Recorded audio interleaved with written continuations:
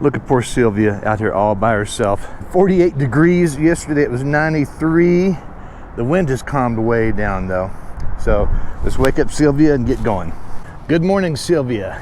Today is day 5 of our adventure. We're in Amarillo, Texas, and tonight we'll be in Tucumcari, New Mexico, and we're going to stay in one of the famous Route 66 motels there. And we've got a few Route 66 sites to see today. So let's get started. It's going to be an easy day for you today. Let's go. So I've been to this place 3 or 4 times.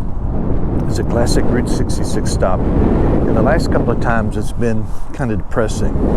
I know the point of this is to paint the cars. But the last couple of times I was here, there was garbage everywhere. There were paint cans stacked in piles. And it was wet. When it rains, this becomes a swampy area. And it was just really kind of sad. Like I said, I get the point. You paint the cars, but throw your garbage away. Don't just throw it on the ground. But I'm surprised. It's been cleaned up. There are half a dozen garbage cans, and I guess once you get it clean and have the cans out, people tend to put their garbage in the right place. Oh, someone's doing spray foam now. Spray foam and then painting. Oh boy. Look how the paint has run like stalactites in a cave. That's funny. I'm so happy to see that it's been cleaned up and there are not thousands of paint cans laying around. Someone did a lot of work.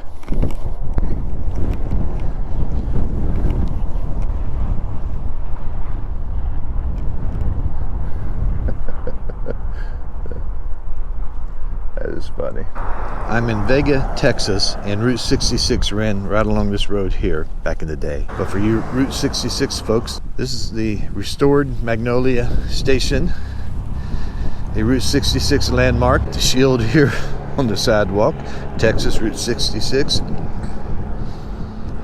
And also, this is the courthouse, the county courthouse right over here, and Route 66 ran right down the front of it here, and at the next block turned left and went west again. Folks that are into Western history, here's another one of the arrows by Charles A. Smith, and I just did a little reading on him. He created 80 of these to commemorate, I can't pronounce his name, Quanah Parker. He was a metal worker and he built them all at no cost, and he was very particular about how they were installed, so he supervised the installation of every one of them. This is marker number 71. Holy cow, it's gotten cold. From 93 yesterday to in the 40s today, and it's windy. I had to bring out the big guns. This cable right here is magic. It's the giver of heat. And I have a thermostat. I got it set for red, hot. Whew, I feel the heat. More Route 66. This is Main Street, Vega, and this is the way Route 66 went, right down in front of us. So here's a little marker talking about the road. That's the road. That way. Here's one of these roadside attractions. Oh, Dot's Mini Museum. Lori and I came here a couple of years ago. I'm not going today. I've been there before. It's just down the street a little bit. Well, that was pretty neat. I was standing right here taking a photo. A lady drove up and rolled her car window down, spoke to me. She said she had to go to Amarillo, but she'd catch me the next time. And she was talking about Dot's Museum right over there. And I told her that Lori and I, my wife, had been there a couple of years ago. And she said her name was Betty, the daughter of the owner. That's what I like about being out west. Everyone is always so friendly. Every time I stop, someone walks up and talks about the Gold Wing or the trailer or the decal on the back, talking about our YouTube channel. If you're doing Route 66, then you have to stop here. This is Adrian, and they claim to be the midpoint of Route 66. Well, the little pie shop's doing a pretty good business. Several cars.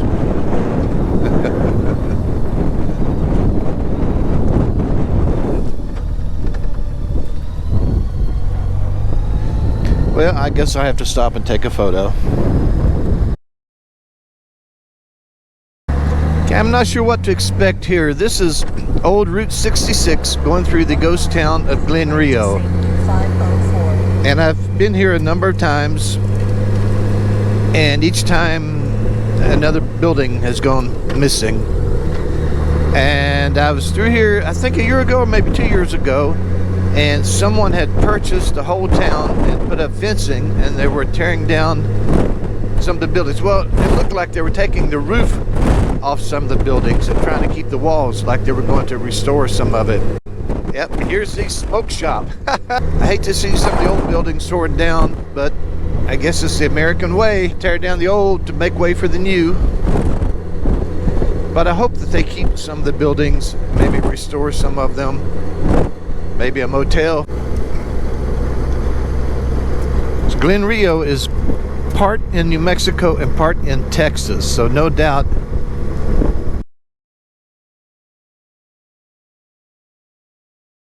is in the New Mexico side.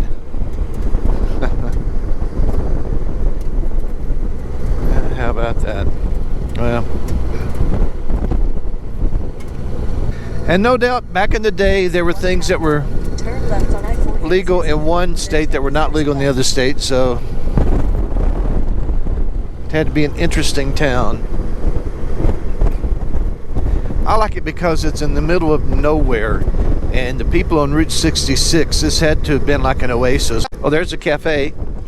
There would have been many, many miles of just open sky, big open sky country on either side of this town. And every time I come through here, I think about at night. The travelers coming through here, they've got their motel, they've gassed up their vehicle.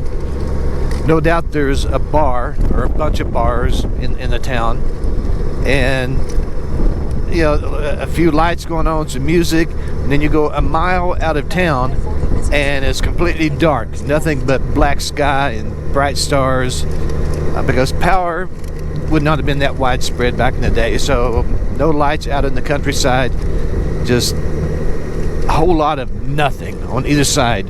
But then you have this town, little oasis with motels and like I said, the bars and restaurants. And it just, I don't know, it's a neat little image that I have in my head of what the town might have been like back in the day. And who knows what's going to happen now. Maybe the shop will result in some of the buildings being restored. I don't know, but it is what it is. It's America. Property rights, you buy the property and you do about whatever you want to with it. Now it's on to Tucumcari and my motel, and I'm going to eat some Mexican food. I'm about to get hungry. Welcome to New Mexico, land of enchantment. Well, there's my motel for tonight, Motel Safari, years ago, and it was pretty good, so I think I'm going to try them again. Well, here's my accommodations for the night. Motel Safari.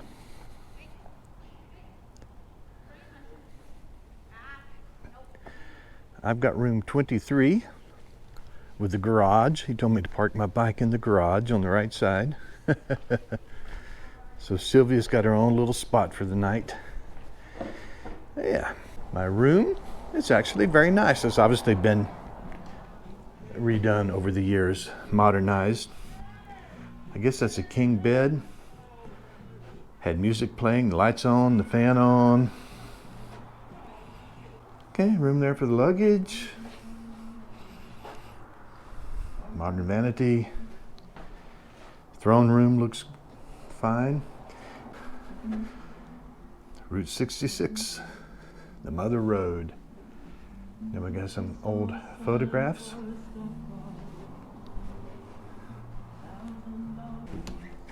And a map of Route 66. I think this will do.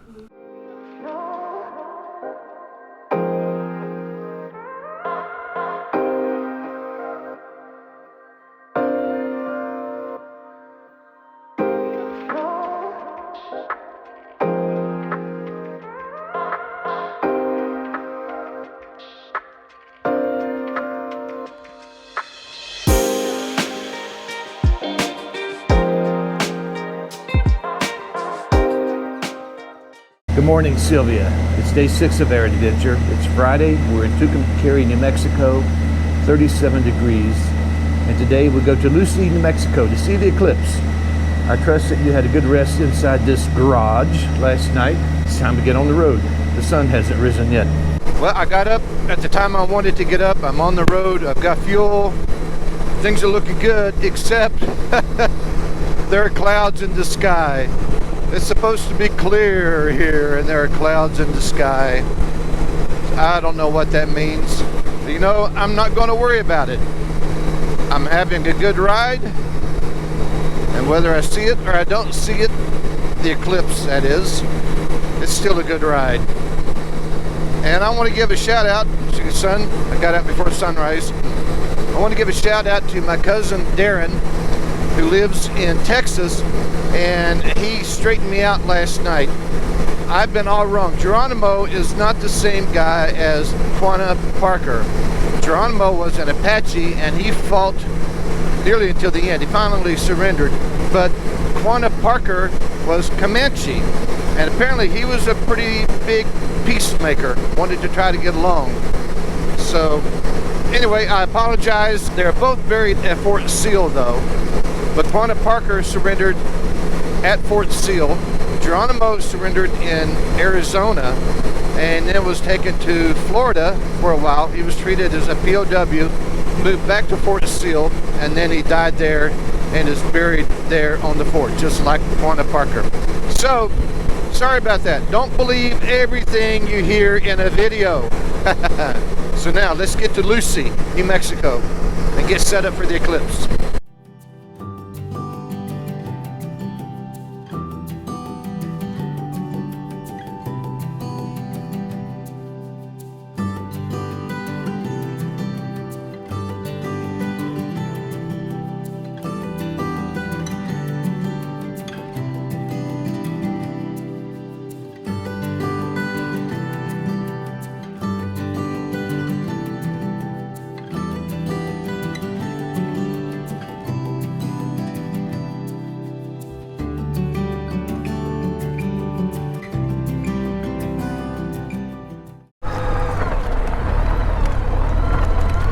Funny, I see some other folks had the same idea. You see New Mexico on the right.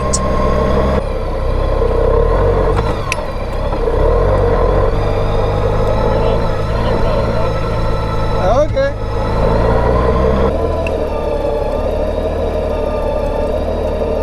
Morning. How you guys doing? Sorry? How you doing? We're doing good.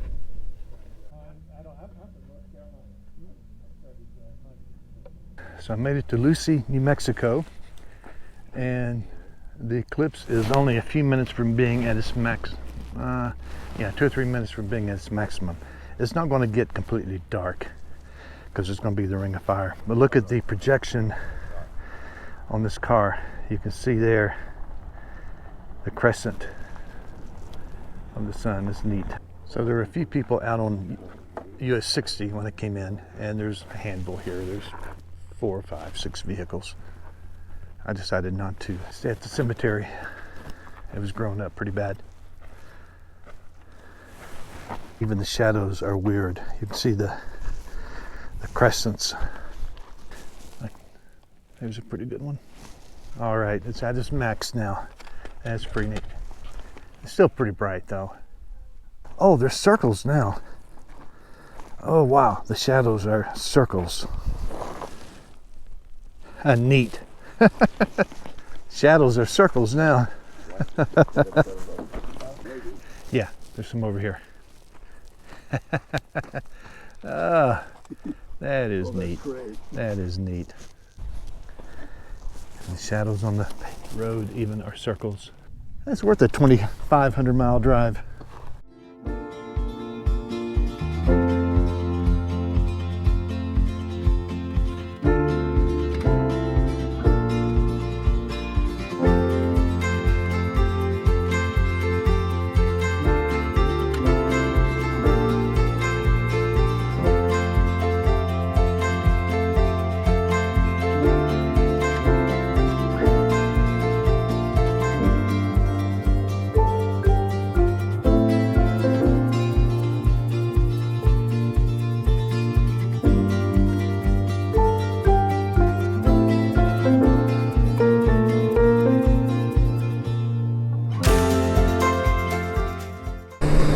But the Eclipse was a lot of fun. It didn't get dark because there was still a ring of fire around the moon, because the moon didn't block out the sun entirely. But the light got real weird. It got pretty dim. I was going to sit in the cemetery, but it was pretty grown up and isolated, and there really wasn't a crowd back near US 60. There were 4 or 5 vehicles. So I went back and sat around and talked with 3 men, Bob, Steve, and John. They had cameras and a table set up, and as I was pulling up, there was a rancher in a truck. He said, "Stay on the county road or I'll come looking for you." I said, "Okay." Then I was talking with the men, and they had put their chairs on the shoulder of the little county gravel road, and the rancher had told them to get off. That was his land, which is fine. Property rights, he's got the right to do it, the right to say that, so whatever. But man, a little bit cranky. What are old men going to do sitting in a chair on the side of a desert road? How's that going to hurt your property? But anyway, they moved back on the road. There's no traffic on the road anyway. It's a gravel road, and we just had a good time sitting there. Everyone had glasses. They had cameras set up to take photos of the eclipse, but it was absolutely worth the 5.5 days of travel out here. It's been a good trip so far. It's really making me look forward to the total eclipse next spring. And regarding the motel last night, 10 out of 10. Definitely do it again. It was clean, neatly decorated, had all the modern conveniences that had been redone at some point. Absolutely recommend it to anyone that wants to stay in a Route 66 motel in Tucumcari, New Mexico. Give it a try.